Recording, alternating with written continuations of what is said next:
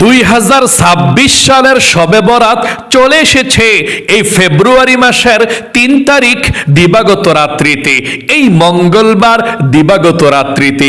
আর আপনি এখনো পর্যন্ত জানলেন না শবে বরাতের একটা রোজা রাখলে জীবনের গুনাহগুলো আল্লাহ ক্ষমা করে দিবে।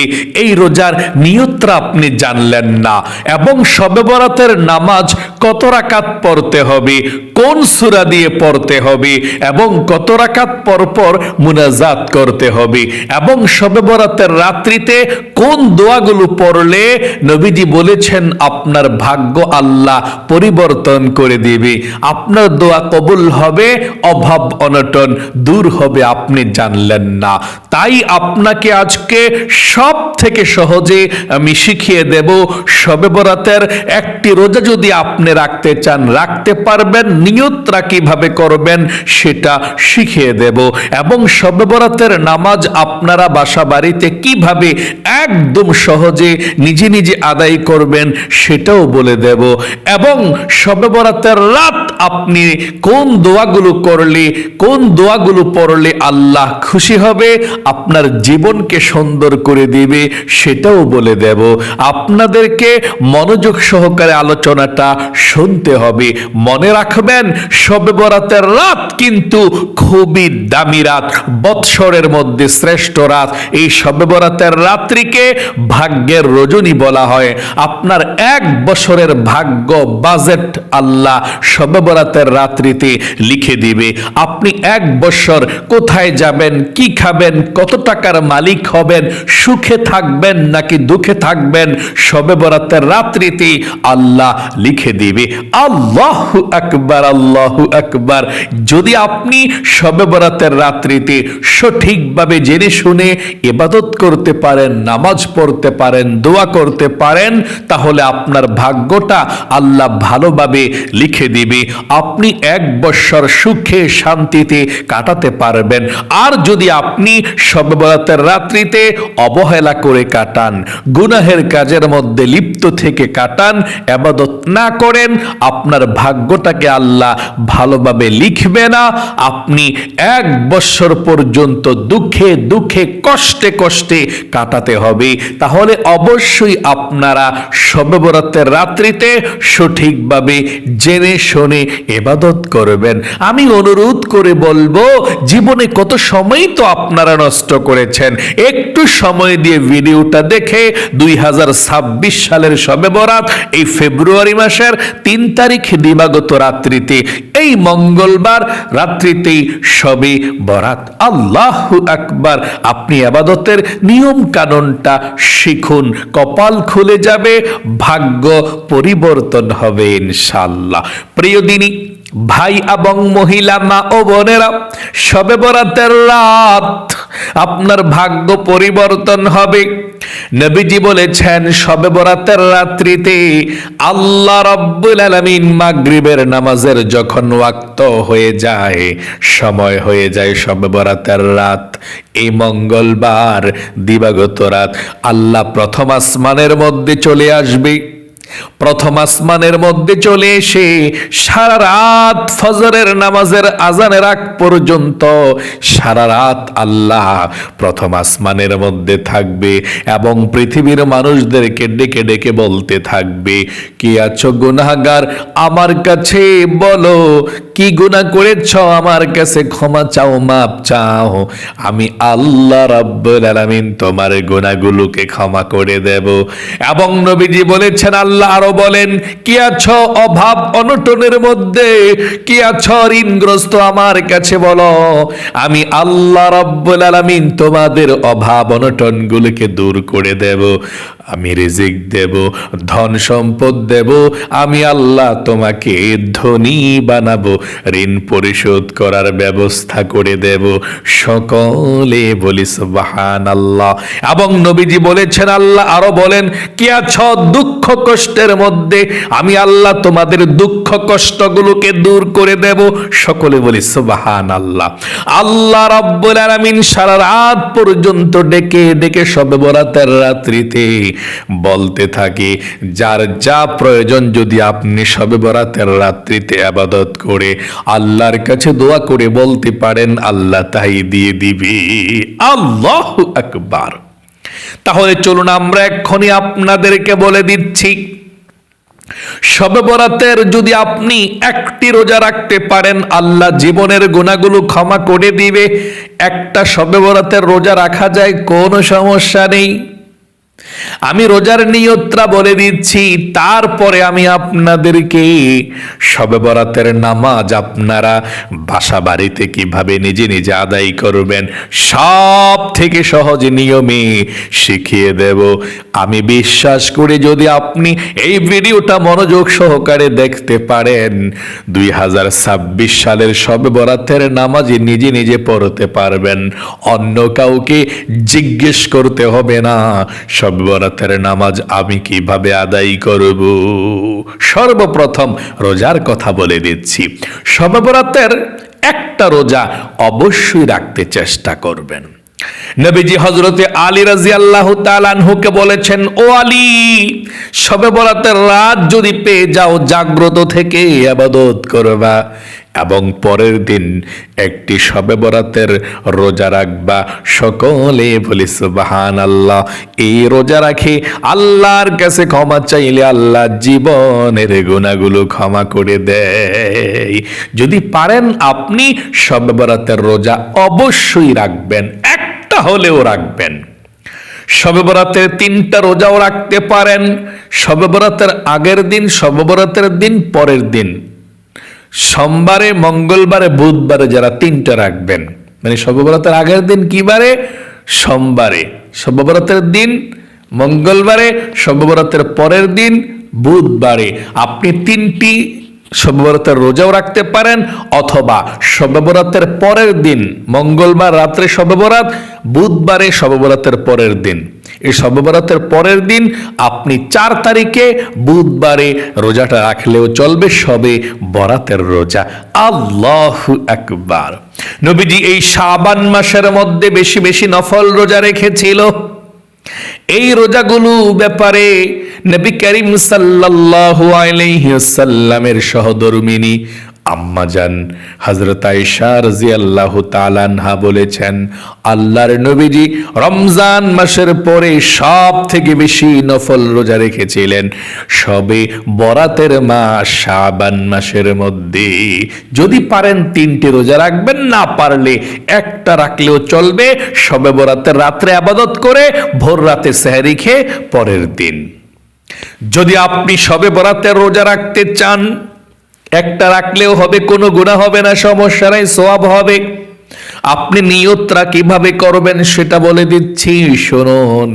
তারপরে শবে বরাতের নামাজের কথা বলে দেব। শবে বরাতের রোজার নিয়তটা আপনাকে জানতে হবে। অনেকে আছে রোজা রাখে কিন্তু নিয়ত করে না, তার রোজা হবে না। রোজার নিয়তটা আপনাকে অবশ্যই করতে হবে। শবে বরাতের রাত্রিতে আপনি এই ফেব্রুয়ারি মাসের 3 তারিখে দিবাগত রাত্রিতে, এই মঙ্গলবার দিবাগত রাত্রিতে শবে বরাত, শবে বরাতের রাত ইবাদত করে ভোর রাত্রিতে আপনি সাহারি খাবেন। সাহারি খেয়ে আপনি নিয়ত করবেন এভাবে, আমার সঙ্গে বলুন একদম সহজে, আমি আল্লাহর সন্তুষ্টির উদ্দেশ্যে আগামীকালকে শবে বরাতের নফল রোজা রাখার নিয়ত করলাম। আবারও বলছি, আমি আল্লাহর সন্তুষ্টির উদ্দেশ্যে আগামীকালকে শবে বরাতের নফল রোজা রাখার নিয়ত করলাম। আপনার নিয়তটা হয়ে গেল ইনশাআল্লাহ, যারা শবে বরাতের একটা নফল রোজা রাখবেন।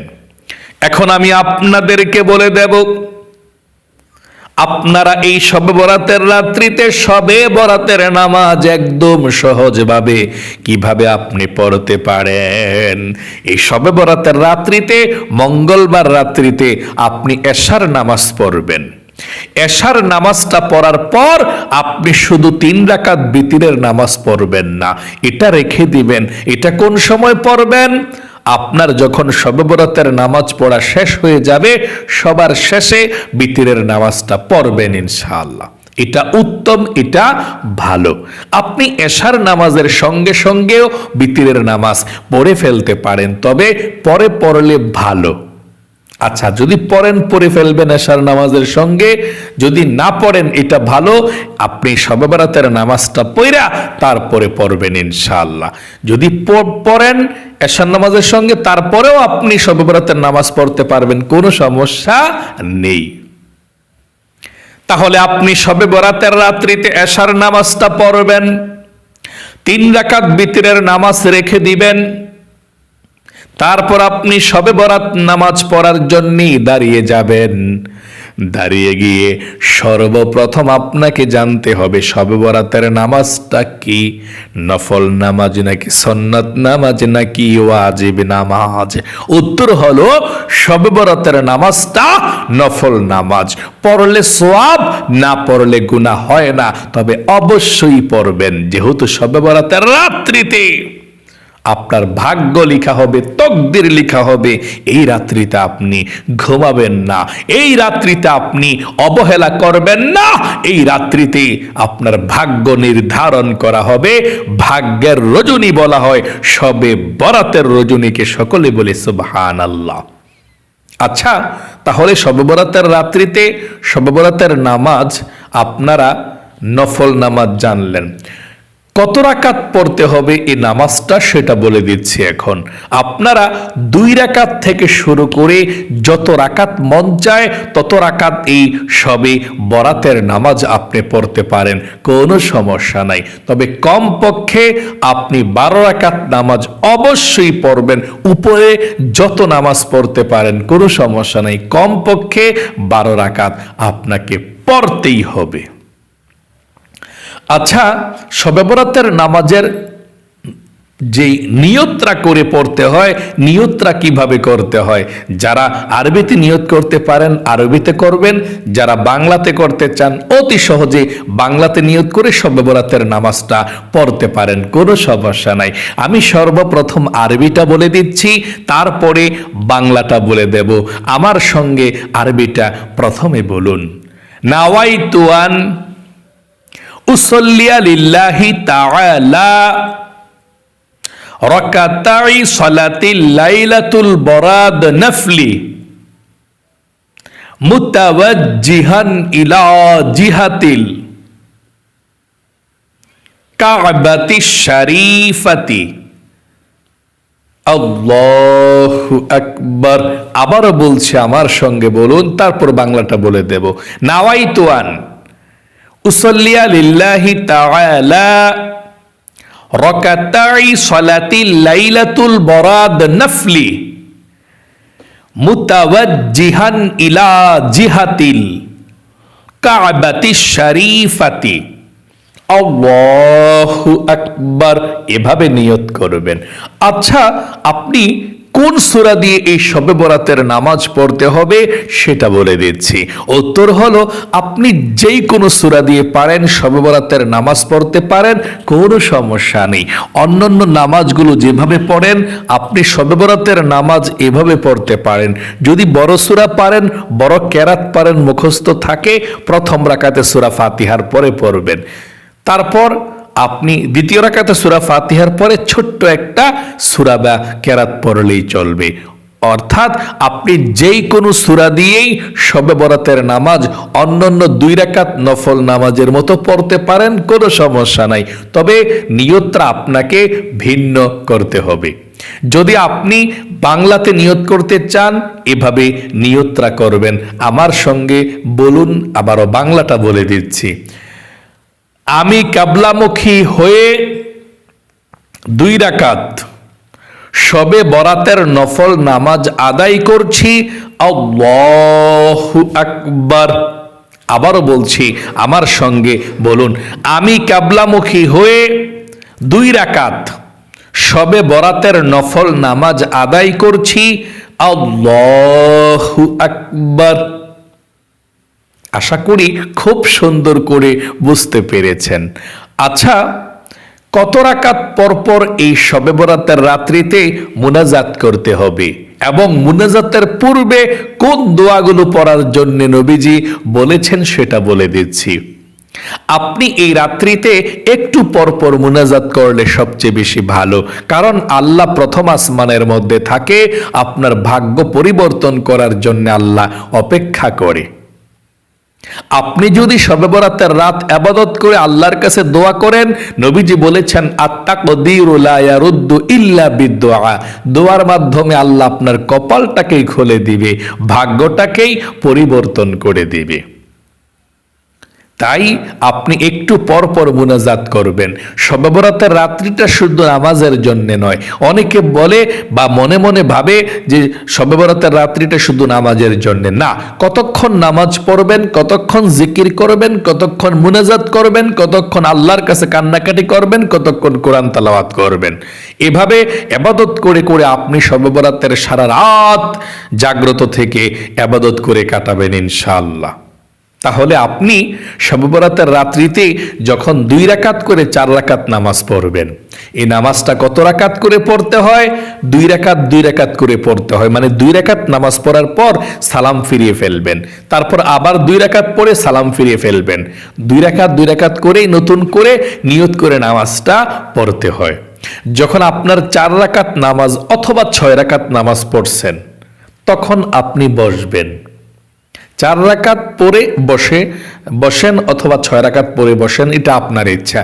আপনি বসে তারপরে পৃথিবীর সব থেকে শ্রেষ্ঠ কিছু দোয়া আছে, নবীজি বলেছেন শবে বরাতের রাত্রিতে এই দোয়াগুলো পড়লে আল্লাহ হায়াত বাড়িয়ে দেয়, রিজিক বাড়িয়ে দেয় এবং বৃষ্টির মতো রহমত আল্লাহ নাজিল করে। সেই দোয়াগুলো আপনি পাঠ করবেন, তারপরে মুনাজাত করবেন।